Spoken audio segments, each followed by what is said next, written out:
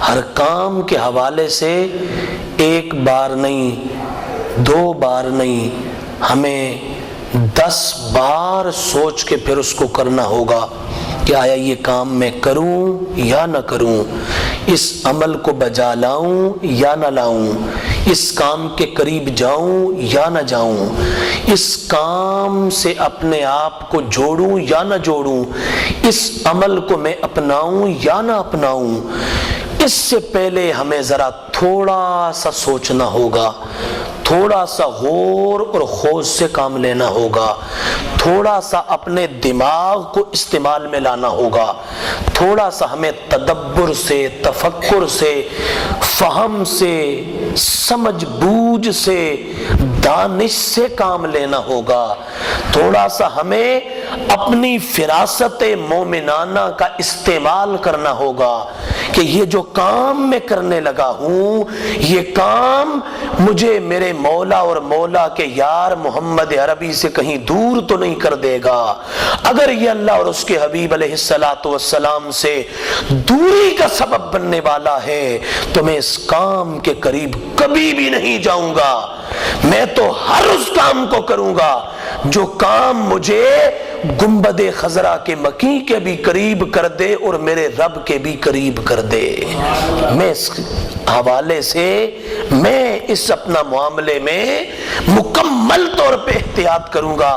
ہمیں صرف اتنا ضرورت ہے کہ ہم اپنے ہر عمل کے حوالے سے ایک تو محاسبہ کر لیں اور ایک اس عمل کے کر گزرنے کے بعد تجزیہ کر سکیں اور اس کا جائزہ لے سکیں کہ ہم نے یہ جو کیا یہ کرنا چاہیے تھا یا نہیں کرنا چاہیے تھا۔ بس صرف اتنی بات اور کچھ بھی نہیں۔ صرف اتنا کر لیں تو ہماری زندگیوں میں انقلاب آ جائے گا، ہماری زندگیاں بدل جائیں گی۔ انقلاب کا معنی ہماری زندگیاں بدل جائیں گی، ہماری زندگیاں ان میں ایک تبدیلی آ جائے گی اور ان کے اندر ایک چینج آ جائے گا۔ صرف اتنے کام کی وجہ سے ہم اتنا کر لیں کہ اپنے اعمال پر بس نظر کر لیں، اپنے ہر عمل پر غور اور خوض کر لیں، اپنے ہر عمل کے حوالے سے پہلے ٹھنڈے دماغ کے ساتھ، وہ کہتے ہیں نا think twice before you speak، یہ بندہ کوئی بھی کام کرے اس کو کرنے سے پہلے 2 مرتبہ سوچ لے کہ میں یہ جو کام کرنے لگا ہوں اس کا ریزلٹ کیا ہوگا، اس کا نتیجہ کیا ہوگا۔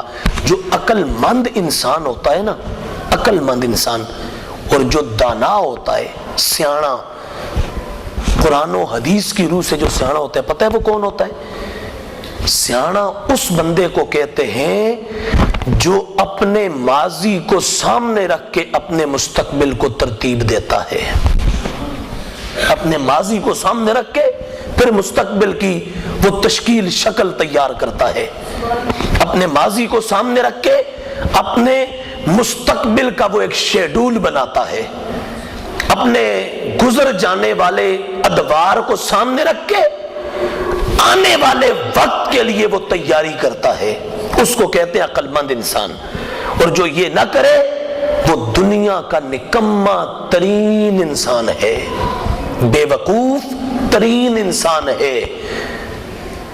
جب بندہ اپنے ماضی کو سامنے رکھے گا نا، ماضی کو، کہ جو کچھ پہلے میں نے کیا، تو وہ سارے کے سارے اعمال، وہ ساری ایکٹیویٹیز، وہ کل سرگرمیاں، وہ کل معمولات، وہ کل افعال، وہ کل ہمارے معمولات اور وہ کل اپنا جو ہم نے کر لیا اس سے پہلے، اس کو جب سامنے رکھیں گے تو وہ سارا نقشہ جب سامنے ہوگا تو بندہ آگے چلتے ہوئے ہر قدم پھونک پھونک کے رکھے گا، ہر قدم بڑے احتیاط سے رکھے گا، ہر قدم بڑے احتیاط سے اٹھائے گا کہ کہیں اب مجھ سے پھر وہ کرتوت اور وہ جرم نہ ہو جائیں جو پہلے میں کر بیٹھا ہوں۔ جب یہ کر لے گا، اس حوالے سے تھوڑا سوچ لے گا، تو پھر آگے وہ جو گناہ اس سے سرزد ہونے والا ہے اس سے محفوظ اور مامون ہو جائے گا۔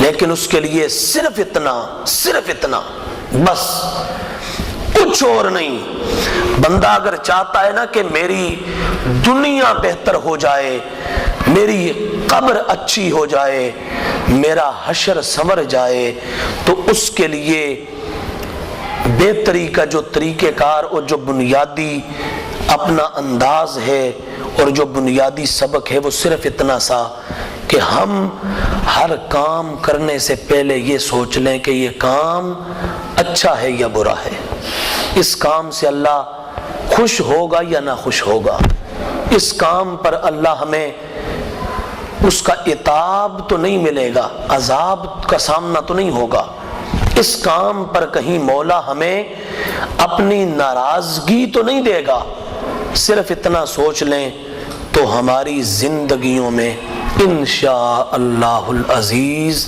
تبدیلی آ جائے گی اور زندگیاں بدل جائیں گی اور ہمارا رہن سہن وہ بدل جائے گا۔ آج جو کوتاہی ہے بنیادی طور پہ وہ کوتاہی صرف یہ ہے، صرف یہ کوتاہی ہے، یہ میں بار بار اس بات کو ریپیٹ کر رہا ہوں، صرف کوتاہی ہے۔ اب جو بندہ باہر گلی میں چوک میں کھڑا ہو کے دو چار موٹی موٹی گالیاں دے کے پھر کسی کو مخاطب کرتا ہے، تو مجھے بتلائیے وہ اگر اس کام کے کرنے سے پہلے سوچ لے تو وہ گالیاں دے گا؟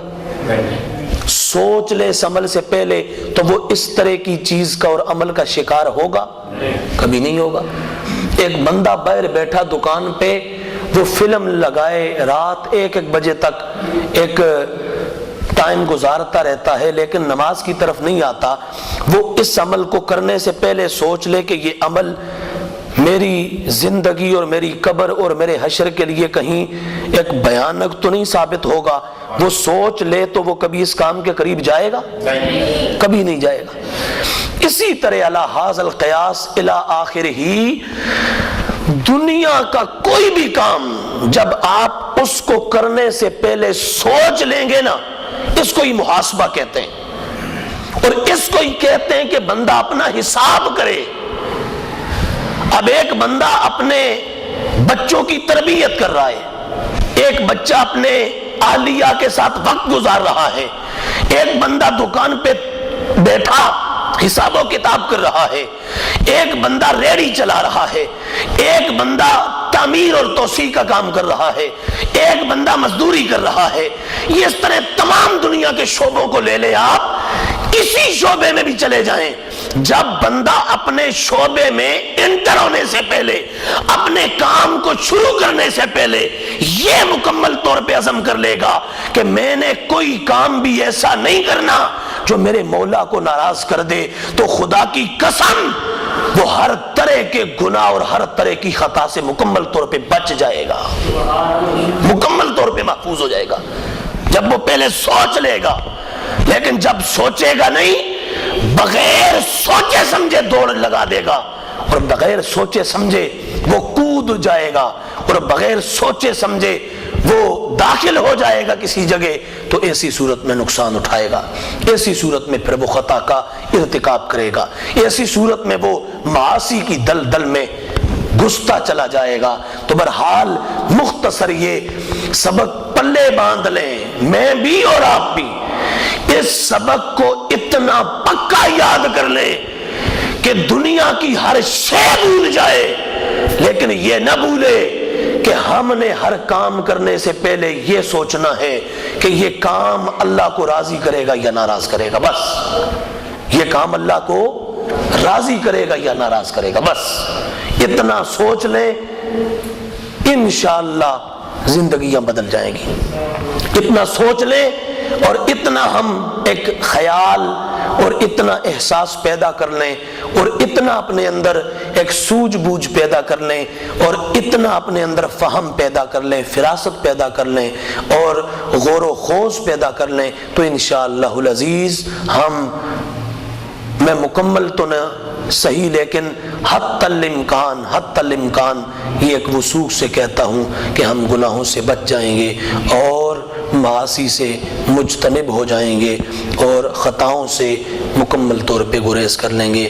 اللہ تعالی ہمیں صحیح معنوں میں اور حقیقی طور پر اپنا محاسبہ کرنے کی توفیق عطا فرمائے، اور اللہ ہمیں سر سے لے کے پاؤں تک اپنے اس وجود پر مکمل طور پہ ایک نگہبان بننے کی توفیق عطا فرمائے، اور اپنے اس لاشے کو وہاں استعمال کرنے کی توفیق دے کہ جس سے مولا ہم سے راضی ہو جائے، اور جس جگہ اس کا استعمال مولا کی ناراضگی کا سبب بنے اللہ ہمیں اس جگہ سے مکمل طور پر اجتناب عطا فرمائے، گریز عطا فرمائے۔ انشاءاللہ بہت ساری باتیں اور میں مزید عرض کروں گا سرکار کے سلسلے میں، فرامین اور صوفیاء کے فرامین، علماء کے فرامین، مشائخ کی بڑی قیمتی باتیں، لیکن مختصر آج یہ جو آپ کو عرض کیا اس کو یاد کر لیں، یہ ذہن میں ہوگا تو اس پر آگے انشاءاللہ ہم جب اور کچھ باتیں سنیں گے سنائیں گے تو اس سے لطف آئے گا، مزہ آئے گا اور ایک سمجھ آئے گی۔ میں خود ذاتی طور پہ یقین کیجئے اس ایک مسئلے کو، اس محاسبہ نفس کو پڑھ کے میرے لیے تو ذاتی طور پہ انتہا ہو گئی کہ مجھے یہ لگتا ہے دنیا کے ہر مضمون سے پہلے اور دنیا کے ہر عمل سے پہلے بندے کو محاسبہ نفس والا عمل اختیار کرنا چاہیے۔ دنیا کے ہر کام سے پہلے بندے کو محاسبہ نفس والا کام کرنا چاہیے۔ جب یہ ہو جائے گا خدا کی قسم بندہ اپنے مولا اپنے مالک کی مرضی کے مطابق گامزن ہو جائے گا، پھر شیطان کی جرت نہیں کہ اس کو صراط مستقیم سے ہٹا سکے۔ جب بندہ اپنا محاسبہ کر لے گا، اصل میں ہے یہ ہم میں سے ہر بندہ سمجھتا ہے میں دنیا کا سب سے بڑا متقی، میں دنیا کا سب سے بڑا پرہیزگار، میں دنیا کا سب سے بڑا پارسا، میں دنیا کا سب سے بڑا نیک۔ جب ہم نے یہ سمجھ لیا ہم ٹھوکر کھا گئے۔ ہمیں چاہیے ہم اپنے سر سے لے کے پاؤں تک پورے وجود پر نگہبانی کریں، نظر کریں اور اپنے ہر عمل پر مکمل طور پہ دھیان کریں ہم کیا کر رہے ہیں اور کہاں کھڑے ہیں، کہاں ہمیں کھڑا ہونا چاہیے تھا۔ جب یہ مضمون ہم اس کو اچھی طرح پکا لیں گے، یاد کر لیں گے، حفظ کر لیں گے، ازبر کر لیں گے، جب یہ عنوان، یہ سبق جو آج میں نے آپ کو 2 لفظوں میں عرض کیا، اس سبق کو ہم اپنی کھوپڑی میں جگہ دے دیں گے، دل کی تختی پر اس کو نوٹ کر لیں گے، تو دنیا کے ہر میدان میں مولا ہمیں کامیابی عطا فرما دے گا، اور دنیا کے ہر راستے پر اللہ تعالی ہمیں کامرانی نصیب فرمائے گا۔ اللہ تعالی ہمیں ہمیشہ اپنی اس ذات، اپنے وجود، اپنے ظاہر، اپنے باطن، اپنے گھر، اپنے کاروبار اور جملہ معاملات میں اپنا محاسبہ کرنے کی توفیق عطا فرمائے، اور مکمل طور پر اللہ تعالی ہمیں اپنے آپ کو شرع متین کا پابند بنانے کی توفیق عطا فرمائے۔ اللہ میرا آپ کا حامی و ناصر ہو۔ درود پاک ایک شعر کھڑے ہو جائیے سارے احباب پڑھ لیں اور اس کے بعد پھر دعا کرتے ہیں۔ ہدایت پہ لاکھوں سلام شمع بز میں، ہدایت پہ لاکھوں سلام جن کے آنے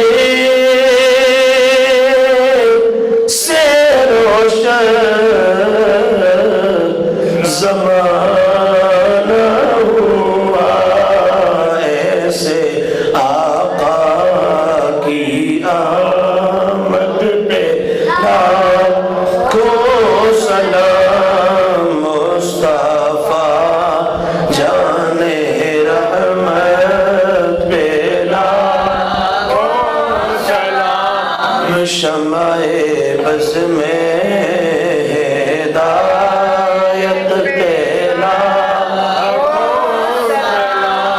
شمع بز میں ہدایت پہلا۔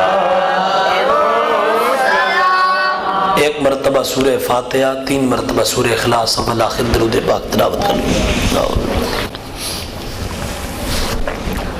اللہ رب العالمین، الصلاة والسلام علی سید الانبیاء والمرسلین وعلی آلہ واصحابہ اجمعین۔